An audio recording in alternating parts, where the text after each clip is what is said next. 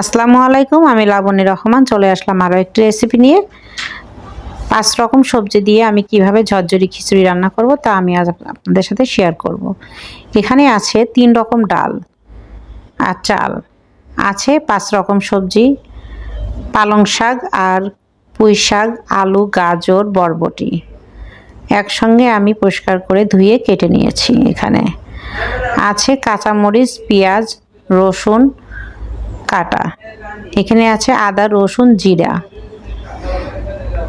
আছে। এখানে সব রকম সবজি দিয়ে মিলায়ে আমি প্রেসার কুকারে দিয়ে দিয়েছি। আমি ঢালার সময় ভিডিওটি স্কিপ করে ফেলেছি, তাই আমি দেখাই দিচ্ছি এভাবে। সব কিছু সবজি মিলাই দিয়েছি গরম মশলা, তেল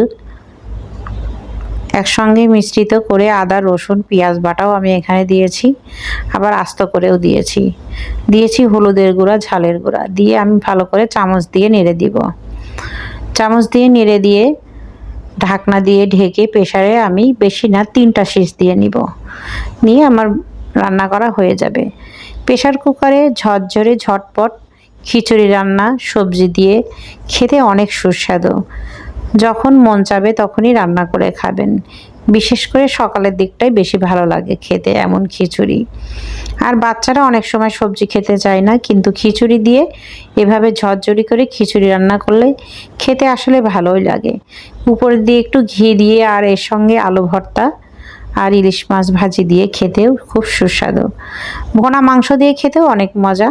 আমার ভিডিওটা যদি আপনাদের কাছে ভালো লেগে থাকে তাহলে like, comment, share and subscribe করে দিবেন। ভালো থাকুন, সুস্থ থাকুন। আল্লাহ হাফেজ। Thanks for watching.